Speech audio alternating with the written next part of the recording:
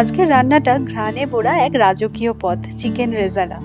এই রেসিপিটা শুধু একটা খাবার নয়, বরং মুঘল যুগের একটা স্নিগ্ধ স্মৃতি।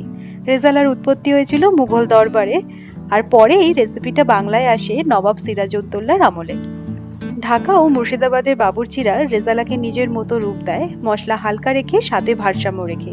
তো চলো আজকে আমি তোমাদেরকে দেখাই যে আমি কিভাবে চিকেন রেজালা বানাই। সিম্পলভাবে দেখাবো, তাহলে তোমরাও ইজিলি এটা বাড়িতে বানাতে পারবে।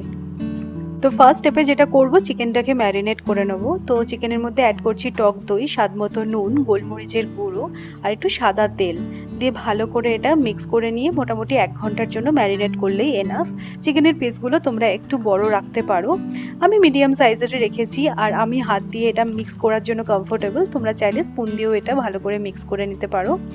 আর একটা কথা, তোমরা কিন্তু গোলমরিচের গুঁড়ো একটু বেশি কোয়ান্টিটিতেই অ্যাড করো, তাহলে কিন্তু খুব সুন্দর একটা ফ্লেভারও আসবে। আর গোলমরিচ থেকেই কিন্তু মেনলি এই চিকেনের ঝালটাও হবে।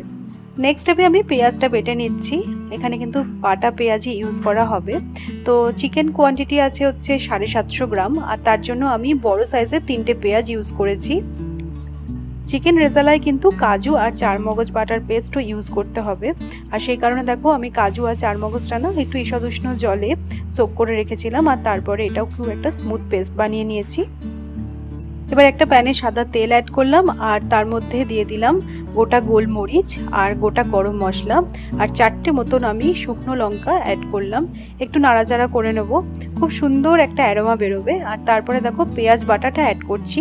তবে আমি যখনই পেঁয়াজ বাটা ইউজ করি না কেন, আমি কিন্তু পেঁয়াজের রসটাকে স্কুইজ করে নিই, তা নাহলে না পেঁয়াজ ভাজতে অনেকটা সময় লেগে যায়। তবে হ্যাঁ, পেঁয়াজের রসটা রেখে দিয়েছি, পরে কিন্তু অবশ্যই আমি এটা ইউজ করব রান্নায়, তা না হলে কিন্তু স্বাদটাই আসবে না। পেঁয়াজটা একটু ভাজা ভাজা হয়ে গেলে ম্যারিনেটেড চিকেনটা অ্যাড করে দিচ্ছি, আর এই সময় কিন্তু পেঁয়াজের রসটাও আমি অ্যাড করে দিলাম।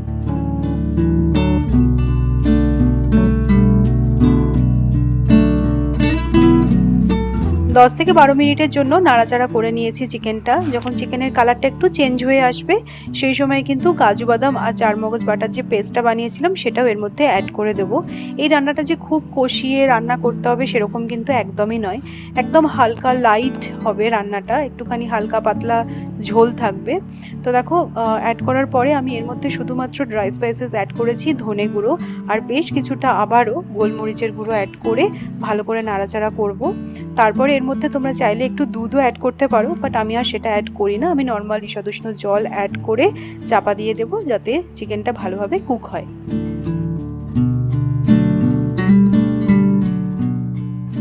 মিনিট 15 পরে দেখো আমি লিডটাকে ওপেন করছি, চিকেনটা সেদ্ধ হয়ে গেছে। আর দেখতে পাচ্ছ চিকেনের কালারটা কিন্তু পুরোপুরি চেঞ্জ হয়ে গেছে। এবার এর মধ্যে আমি সামান্য একটু মিষ্টি অ্যাড করছি, তাহলে কি বলতো টেস্টটা একটা ব্যালেন্স আসবে। আর রিং করে কেটে রাখা পেঁয়াজ আমি এই সময় অ্যাড করে দেবো। এটা কিন্তু অবশ্যই অ্যাড করবে, তাহলে দেখবে খুব সুন্দর একটা অ্যারোমা আসবে। আর মোগলাই খানা যেহেতু, আমি এর মধ্যে আতর অ্যাড করছি, তোমরা চাইলে কেওড়ার জলও অ্যাড করতে পারো। ব্যাস, এবার ভালো করে একটু মিক্স করে নাও। আর চিকেন রেজালা কিন্তু কখনোই একদম ড্রাই হবে না, একটু ঝোলঝোল থাকবে। তো দ্যাটস ইট। ওপরে আমি একটুখানি গোলাপের পাপড়ি ছড়িয়েছি, এটা একদমই অপশনাল, তোমাদের বাড়িতে যদি না থাকে এটা অ্যাড না করলেও কোনো অসুবিধা হবে না। তো আমি একদম সিম্পল প্রসেসে এইভাবেই চিকেন রেজালা বানাই। তো তোমরাও কিন্তু অবশ্যই বাড়িতে একবার এভাবে ট্রাই করে দেখতে পারো।